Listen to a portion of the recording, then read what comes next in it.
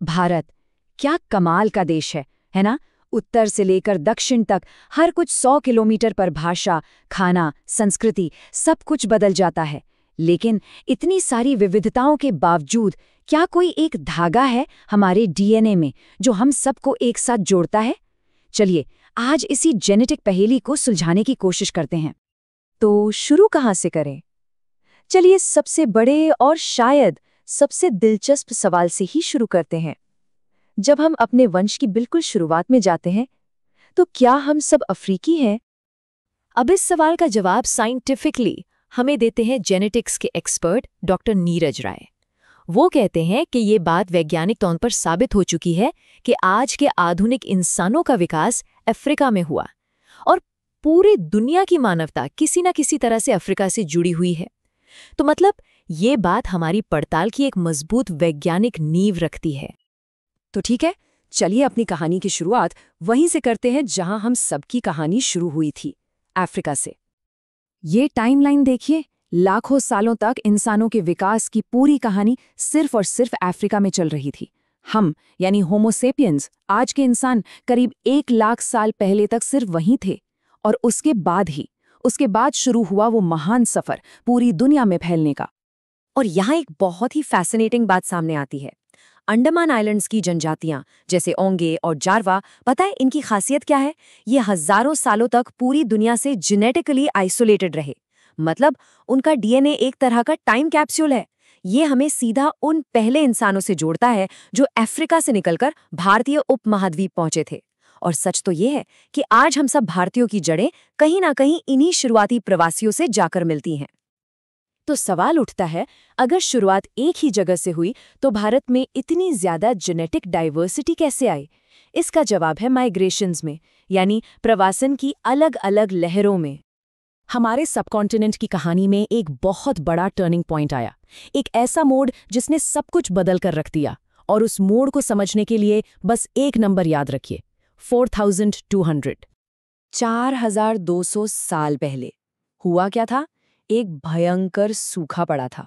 कोई छोटा मोटा सूखा नहीं, बल्कि एक मेगा ड्रॉट जो पूरे 200 साल तक चला। जरा सोच कर देखिए, 200 साल तक लगभग कोई बारिश नहीं। इस एक एनवायरमेंटल डिजास्टर ने यहाँ रह रहे इंसानों की जिंदगी, उनके रहने की जगहें, सब कुछ बदल दिया। तो जाहिर सी बात है, जब सूखा पड़ेगा तो लोग क्या करेंगे? पानी और खाने की तलाश में एक जगह से दूसरी जगह जाएंगे। और यही हुआ। जो लोग पहले अलग अलग इलाकों में रहते थे, नॉर्थ में, साउथ में, वो सब एक दूसरे के करीब आने लगे। और जब लोग करीब आते हैं तो क्या होता है? मिक्सिंग होती है। और यहीं से भारत में एक बड़े पैमाने पर जेनेटिक मिक्सिंग का दौर शुरू हुआ, जिसने हमारी डाइवर्सिटी को और भी रिच बना दिया। अच्छा, अब तक की कहानी तो माइग्रेशंस और मिक्सिंग की थी, लेकिन अब हम आते हैं इस पड़ताल के सबसे चौंकाने वाले हिस्से पर, जाति का डीएनए सच। डॉक्टर राय की ये बात सुनिए, ये बहुत पावरफुल है। वो कहते हैं जेनेटिकली ये सही है, 9वीं शताब्दी एडी तक हमारे देश में जाति व्यवस्था नहीं थी, यूनिवर्सल मिक्सिंग था।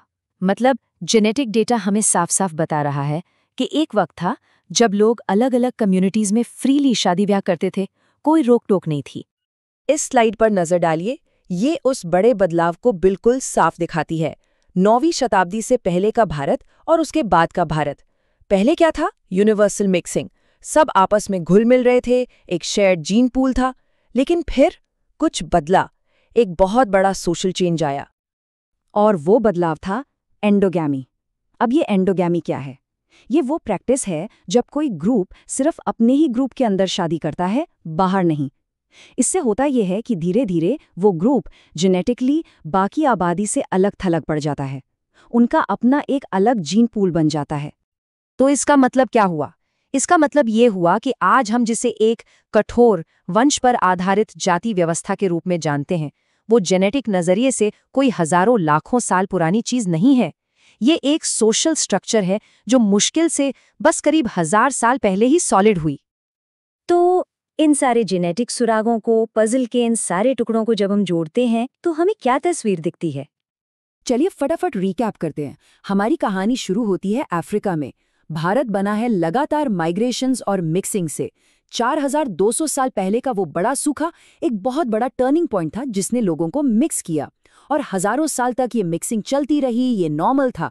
और जो जाति व्यवस्था का जेनेटिक आधार है वो एक रीसेंट डेवलपमेंट है, करीब 1000 साल पुराना।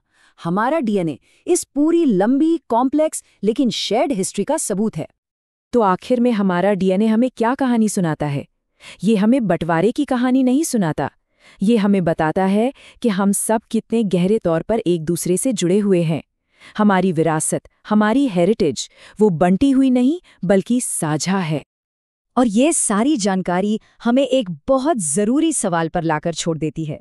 जब हम ये जान जाते हैं कि हमारा अतीत साझा है, तो इस जानकारी के साथ हम अपना भविष्य कैसे बना सकते हैं?